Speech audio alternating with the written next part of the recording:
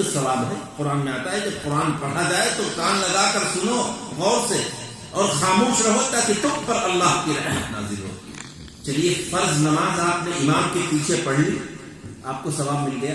کہ سنتیں تو آپ اپنے آپ پڑھتے ہیں, سنتوں میں آپ نے سورہ فاتحہ پڑھی, اس کے بعد کوئی سورت ملائی, نفل میں بھی آپ نے یہی کیا, عشاء میں وتر میں بھی یہی کیا. آپ کبھی جوڑ جائیے کہ فجر سے لے کر اور عشاء تک سنتوں میں کتنا قرآن آپ نے سورہ فاتحہ اور اس کے بعد سورت ملانے سے پڑھ لیا. گویا کہ ہزاروں نیکیاں نماز پڑھنے کی برکت سے آپ نے نام اعمال میں اپنے لکھوا لی. کیا معلوم کس وقت موت آ جائے, کس وقت ہمیں دنیا جہاں کو چھوڑ کر جانا پڑ جائے. ابھی آپ نے دیکھا کہ معین پینٹر صاحب جو ابھی آپ ہی کے یہاں آئے تھے جماعت میں, اور یہاں سے پھر سریاں گئے, مغرب بعد ان کا بیان ہوا اور چائے پینے کی حالت میں ان کا ہارٹ اٹیک ہو گیا. کوئی سوچ بھی نہیں سکتا تھا کہ یہ دمولا سے واپس گھر نہیں پہنچ پائیں گے. تو موت تو آنی ہے, کس وقت آ جائے کچھ نہیں پتا.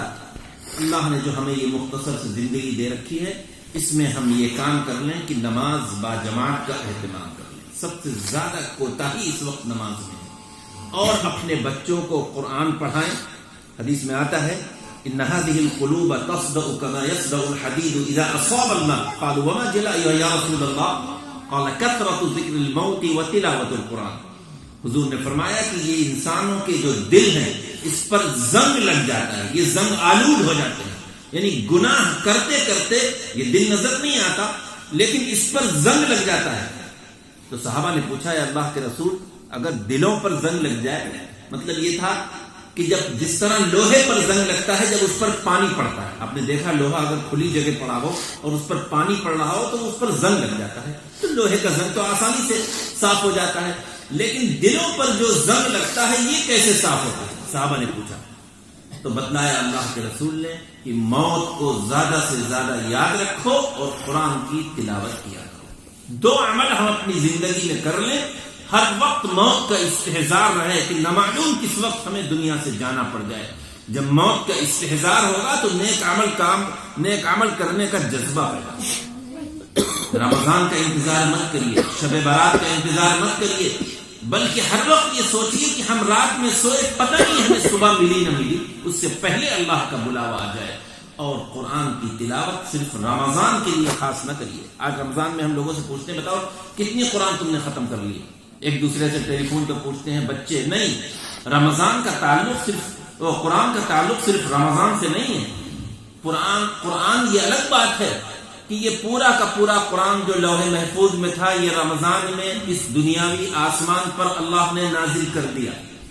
لیکن 23 سال میں یہ دنیاوی آسمان سے جو دنیا میں آیا ہے یہ 23 سال میں آیا, یہ رمضان میں بھی آیا, شوال, ذیقعد, ذوالحجہ, یہ تو پورے 12 مہینے آتا رہا 23 سال تک.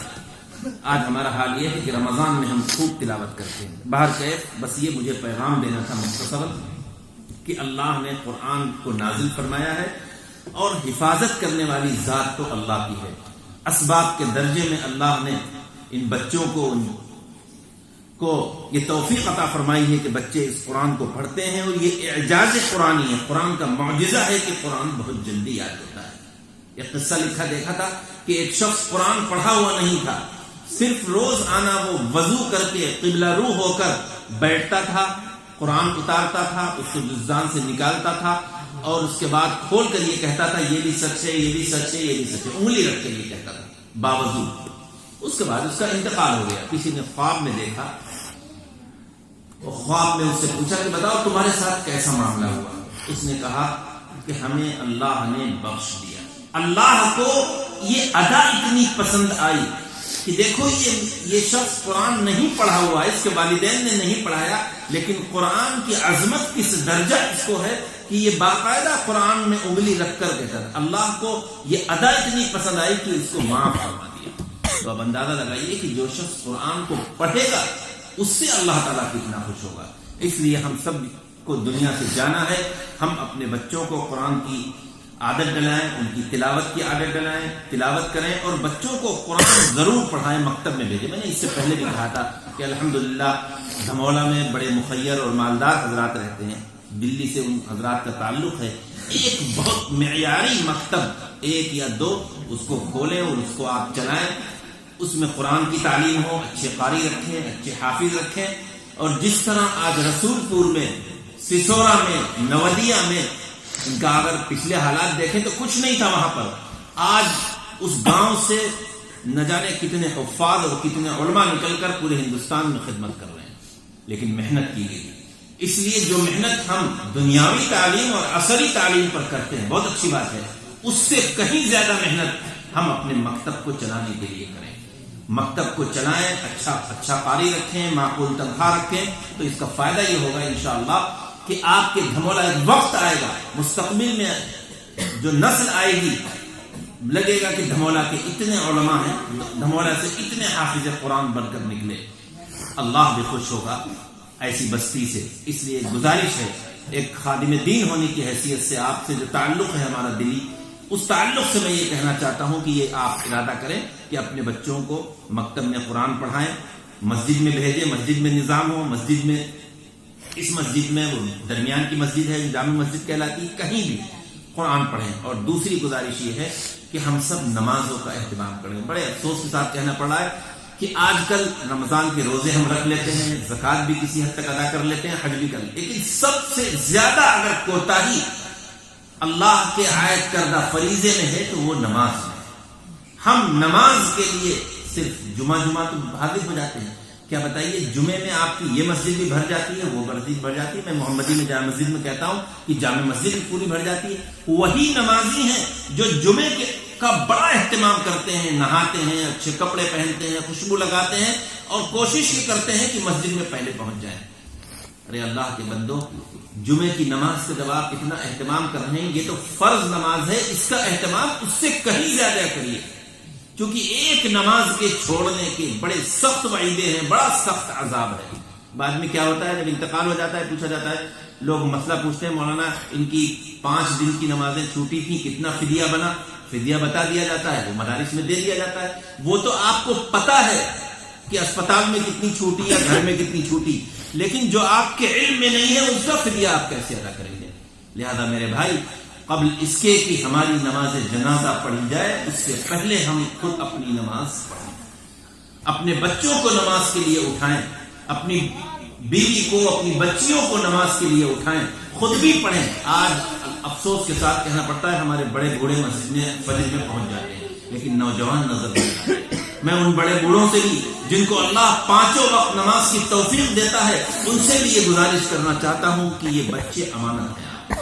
قیامت میں ان کے بارے میں آپ سے آپ کے یہاں پوچھ گچھ ہوگی. آپ نماز ان کو بھی کریں، تاکہ ان سے بھی کریں، ان کو بھی کریں نماز کی، اور ان کے لیے دعا بھی کریں. دعا اور تدبیر دونوں، خالی دعاؤں سے بھی کام چلنے والا نہیں کہ کوئی بزرگ آ جائے آپ کہیں میرے بیٹے کے لیے دعا کر دیجیے.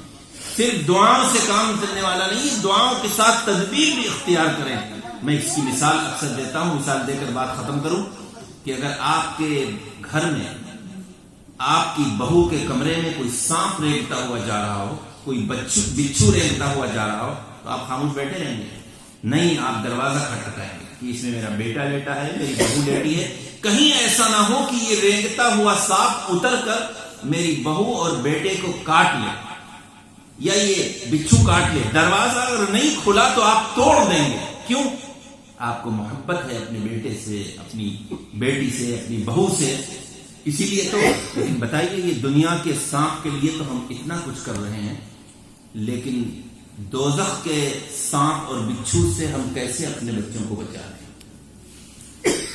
ظاہر ہے جب وہ نماز نہیں پڑھیں گے، گناہوں میں ملوث ہوں گے، تو ہم بھلے جنت میں، ان لوگوں سے کہتا ہوں جو نماز کے باجماعت پابند ہیں، کہ ہم اپنے آپ تو جنت میں ہیں، لیکن ہمارے بچے، ہمارے لخت جگر، ہماری بیٹیاں دوزخ کے عذاب میں. معمولی تکلیف بچے کی ہمیں دنیا میں نہیں دیکھی جاتی، تو آخر ہم آخرت میں کیسا ہوگا کہ ہم تو جنت کی نعمتوں سے فائدہ اٹھائیں اور وہ دوزخ میں جل رہے ہیں. اس لیے میرے بھائی، خود بھی نماز پڑھیے اور نماز کی تاکید بھی کریے، قرآن کی تلاوت خود بھی کریے، قرآن کی تلاوت کی تاکید بھی کریے، اپنے بچوں کو قرآن پڑھائیے. اللہ تبارک و تعالیٰ جو باتیں کہی گئی اس پر ہم سب کو عمل کرنے کی توفیق نصیب فرمائے.